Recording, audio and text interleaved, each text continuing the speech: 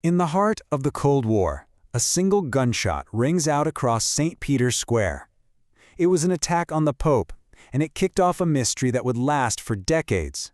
A true war of spies, lies, and disinformation between East and West. Today, we are pulling back the curtain on the Bulgarian connection.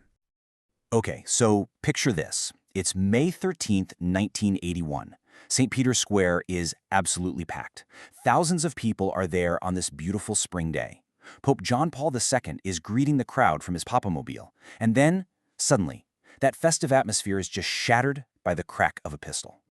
The shooter was a 23-year-old Turkish terrorist named Mehmet Ali Aca. He managed to hit the Pope twice, and as the entire world is watching in just complete horror, the gunman is tackled and captured right there on the spot. But his capture? Oh, that wasn't the end of the story. It was really just the beginning of a conspiracy that would stretch all the way from Rome to Moscow. Almost immediately, all fingers pointed straight at the heart of the so-called evil empire. I mean, it seemed like a classic Cold War play, right? But the more investigators started digging, the truth got a whole lot murkier. So right out of the gate, you have these two completely competing narratives that pop up, and each one paints a vastly different picture of what was really going on in the shadows. On one side, you have the Red Conspiracy. The idea here is that the Kremlin wanted the Polish Pope silenced because he was stirring up rebellion, so they used their Bulgarian allies as proxies to hire Odga. But then there's this other, darker possibility, that Western intelligence agents actually made up the Soviet connection as a brilliant move in the Cold War propaganda game. All right, so first, let's dig into how this Bulgarian connection theory was actually built and then sold to the entire world. Now, the timing of Aca's confession is, well, it's absolutely critical. See, he's captured right away, but he doesn't say a word about any Soviets or Bulgarians. It takes more than a year, and, this is important, a conveniently forged intelligence memo that plants the idea before he suddenly remembers this whole Bulgarian plot. The theory itself was actually pretty simple, almost elegant. The Kremlin sees the Polish Pope as a major threat to its grip on Eastern Europe, so they outsource the job to their buddies in Bulgaria. The Bulgarians then hire a Turkish neo-fascist, which creates all these layers of separation. That way you could never trace the order back to Moscow. It reads like a perfect Cold War spy novel. And, just like any good story, it needed promoters. And this one had a couple of the best. Claire Sterling, a journalist who often seemed to be aligned with the CIA's perspective, and Paul Hens, an actual CIA veteran who'd run stations in Turkey and Ethiopia. These two really pushed the Bulgarian connection narrative in the Western media. But the evidence they presented?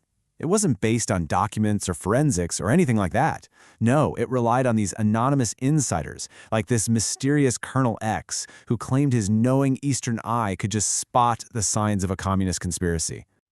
Let's be real here. A knowing Eastern eye is not evidence. It's a feeling, a hunch. The case for the Bulgarian connection was being built on a foundation of whispers and feelings, not cold hard facts.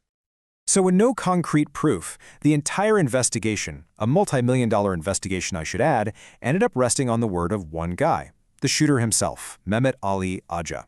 The whole thing hinged on his testimony. And this, of course, became the million-dollar question. Could you actually trust the word of an international terrorist and a convicted murderer? Well, the Italian prosecutors were certainly betting on it. But behind the scenes, a totally different story was playing out. Sources suggest that Aca wasn't just confessing, he was being, let's say, actively persuaded. He was getting visits from Italian intelligence agents, the prison chaplain, and was even reportedly threatened by a mafia boss, all allegedly to push him to point the finger at the Bulgarians. So when the trial finally started, any hope of him being a credible witness just evaporated. Aca gets on the stand and almost immediately declares, "I am Jesus Christ." The whole trial, he's contradicting himself, taking back his testimony. He basically turned the courtroom into a total circus. And his testimony started to unravel in these very specific, very telling ways. For example, Aca described a Bulgarian suspect's apartment in great detail, but he missed a key architectural feature that was unique to that specific apartment. It really suggested he was being coached by someone who had only seen a neighboring apartment, but not the right one. In the end, the result was a big, fat 0. The court threw out the entire case against the Bulgarians, saying there was a complete and total lack of evidence. An Italian newspaper put it perfectly. Only one thing is clear: Agca is a liar. The Bulgarian connection had officially collapsed. Okay, so if the Bulgarian connection was just a story, then who was really behind the assassination attempt? Well, the evidence that was available from day one pointed not to Moscow, but to Agca's own network of Turkish neo-fascists. Their motive seems to be rooted in this really chilling political tactic known as the strategy of tension. It was used by far-right groups in Italy, and the goal was pretty simple: commit some horrible act of terror, blame it on the left, and then use the chaos and fear to drive public support towards an authoritarian, far-right government. And assassinating the Pope? Well, that would have been the ultimate example. And this wasn't just a theory. You could actually see a tangible web of connections. Agca's own group, the Turkish neo-fascist Grey Wolves, they're the ones who supplied the money and the gun. They had documented meetings with Italian terror groups like Ordine Nuova. And maybe most disturbing of all, the powerful neo-fascist P2 Lodge had members in the very top ranks of SISMI, the same Italian intelligence agency accused of coaching Agca to blame the communists. The network was real, and all the pieces seemed to fit.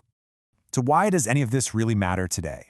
Because the Bulgarian connection, even though it was totally debunked in a court of law, was an incredibly successful piece of propaganda. It basically achieved its goal whether it was true or not. And maybe the most unsettling part of this whole story is the suggestion that some people in the West might have known what was coming. The CIA had informants deep inside the Grey Wolves.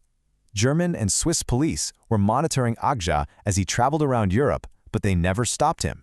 And here's the kicker. The head of French intelligence was reportedly spreading rumors about a Soviet plot to kill the Pope before the shooting even happened. And in a final, just stunning piece of irony, we can turn to a quote from Paul Henze himself, one of the guys who pushed the Bulgarian connection the hardest. He once wrote, "Disinformation can have a long shelf life." Now, he meant that as a critique of the Soviets, but it works as a perfect epitaph for his own project. The story stuck, long after all the evidence fell apart. Which really leaves us with a critical question for our own time. The Bulgarian connection shows how a compelling story, one that just fits perfectly into a worldview you already have, can take on a life of its own. It really makes you wonder, in our modern age of information and disinformation, are we any better at telling the difference?